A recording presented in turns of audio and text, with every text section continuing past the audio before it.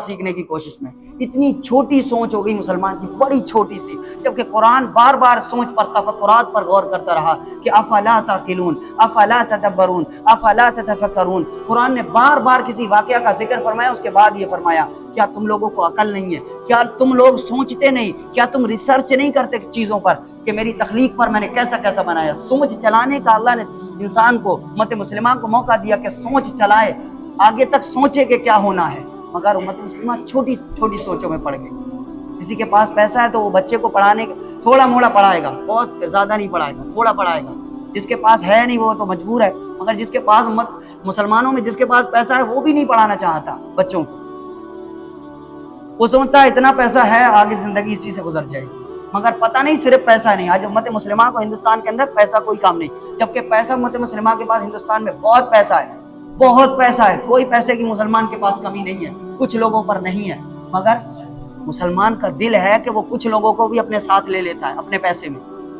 आप गौर करो हिंदुस्तान के अंदर कितने मदारिस चल रहे हैं। सिर्फ 24,000 मदारिस रजिस्टर हैं गवर्नमेंट में, और 4 लाख से जायद मदारिस, 4 लाख से जायद मसाजिद हैं। इनका पैसा कौन? गवर्नमेंट देती है। कौन कर रहा है ये सब? ये सारे मुसलमान हैं करने वाले। इनका खर्चा कितना होगा? अगर एक एक मदारिस का तुम सिर्फ 20,000 खर्चा लगाओ, 40 गुणा करो, कितना होता है?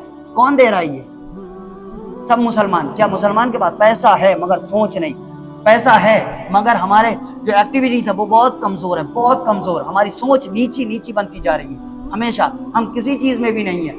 आओ उठो और जागो के हुजूर अलैहिस्सलाम ने हमें क्या तालीम दी। इस बार सिर्फ मैं आपको ये बता रहा हूँ कि इल्म इस्लाम में कितनी अहमियत है। अगले इंशाअल्लाह ताला अगले जुमे में सिर्फ थोड़ा जल्दी आने की कोशिश करना कि मैं उम्मत मुस्लिमा का कार बताऊंगा कि उम्मत मुस्लिमा ने फिजिक्स में, केमिस्ट्री में, बायोलॉजी में, या जो भी ज़ूलॉजी में क्या क्या उन्होंने अपना कार्य अंजाम दिया, क्या क्या उन्होंने नए टूल्स निकाल कर लेकर आए, क्या क्या उन्हें ईजाद की थी। ये यूरोप नाम पर, आपको यूरोप के नाम पर तमाम टेक्नोलॉजीज के नाम पढ़ाए जाते हैं कि यूरोप ने ईजाद किए थे। इससे पहले की भी हिस्ट्री को बहुत छुपाया गया है, छोड़ दिया ना मुसलमान ने, इसलिए हर हिस्ट्री को छुपाया गया। हिंदुस्तान का आज़ाद हुआ था, उसमें भी हिस्ट्री छुपा दी गई। क्यों? वजह ये रही, हम ना अनपढ़ रहे थे, हम सोचते रहे ठीक है दुनिया दुनिया दुनिया करके हम आखिरत वाले बनने की कोशिश में थे, मगर वो भी ना बने ना दुनियादार बने, कुछ भी हमारे पास नहीं। इसलिए मुसलमान की हिस्ट्री को बिल्कुल दबा दिया गया।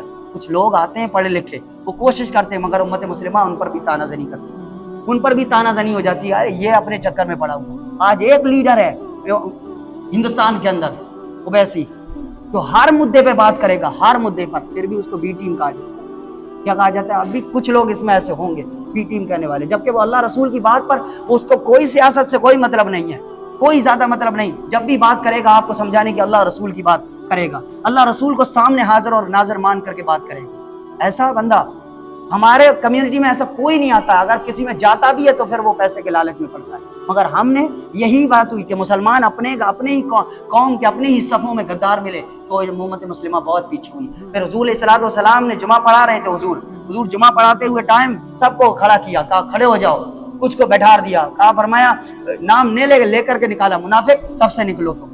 सहाबा गुमान कर रहे हैं, या रसूल अल्लाह सल्लल्लाहु अलैहि वसल्लम हम तो इनको मुसलमान गुमान कर रहे हैं, आपने क्यों निकाला? कहा ये मुनाफिक हैं, ये अंदर से बड़े बेकार लोग हैं।